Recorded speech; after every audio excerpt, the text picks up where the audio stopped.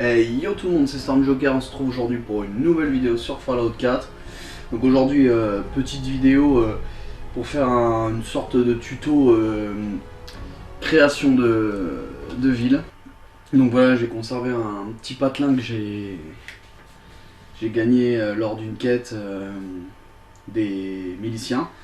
Donc j'ai été voir des personnes sur place pour accepter une quête, c'est-à-dire de les libérer de l'oppression des pillards. Et en échange, ils m'ont donné accès à leur atelier et donc libre accès pour construire dans leur ville. Donc là, je vais faire un petit tuto dès le départ de zéro, de A à Z plutôt, c'est-à-dire supprimer tout ce qui est déchets, objets pour récupérer des composants et vous montrer comment créer une ville tout simplement.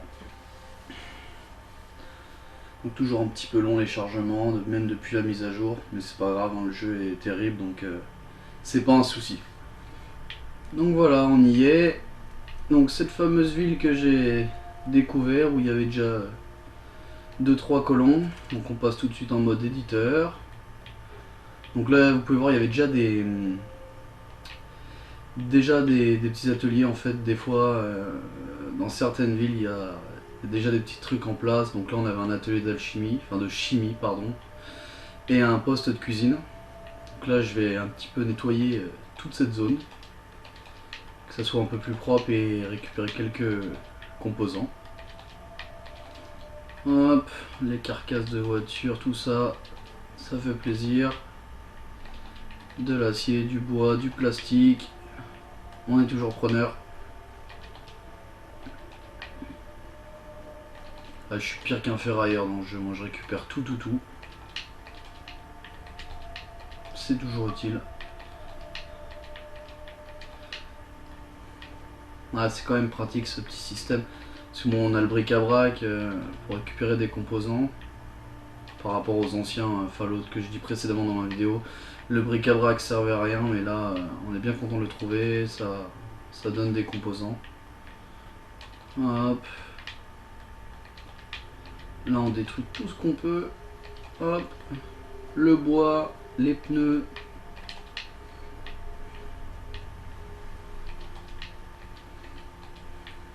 Ça fait toujours plaisir. Allez.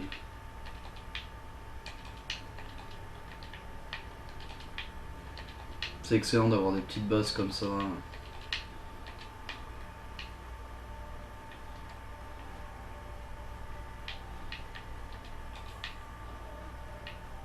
Donc voilà mes fameux colons qui étaient déjà sur place. On va essayer de leur offrir une meilleure qualité de vie. On va devoir un petit peu les boules en voyant tout détruire. Mais vous inquiétez pas, je vais reconstruire mieux. Hop là, le bois, allez hop, oust.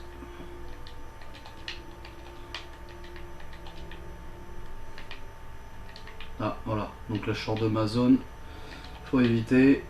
Si vous avez une zone c'est délimité, ce qui est normal, hein, parce qu'on va pas construire à perpète les oies.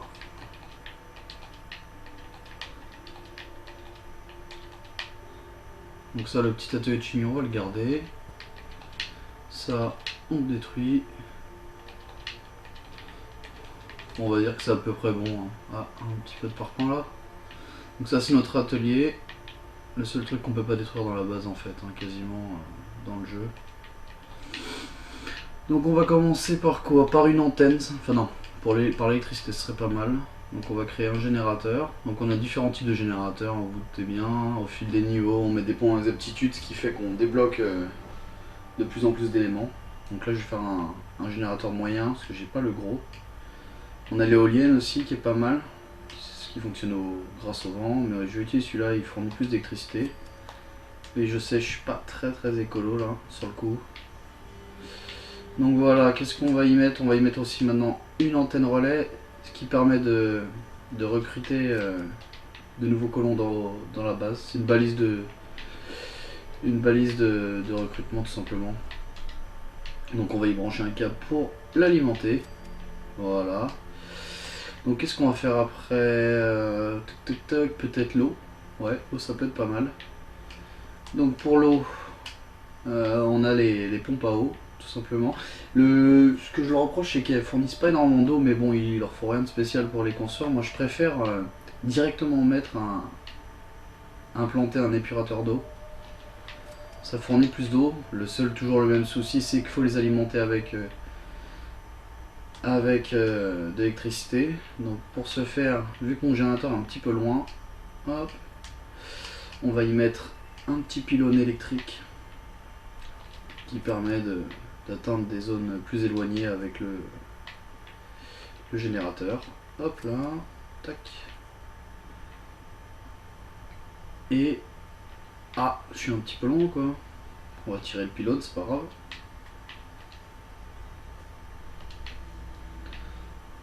Voilà, d'accord. Peut-être le tourner un peu. Voilà. Donc ça y est, mes colons ont de l'eau. Hop, ça on va le détruire. Maintenant on va passer aux ressources, les aliments, ça pourrait être sympa. Tac. Parce que là les pauvres ils attendent à manger. Nourriture, on va leur mettre quelques blés de surin, ça peut être pas mal. J'essaye de mettre un petit peu de tout parce que ça profite à moi aussi quand je viens pour récupérer des aliments. 3, 4, 5, 6 carottes, ça suffit. On va leur mettre des courges.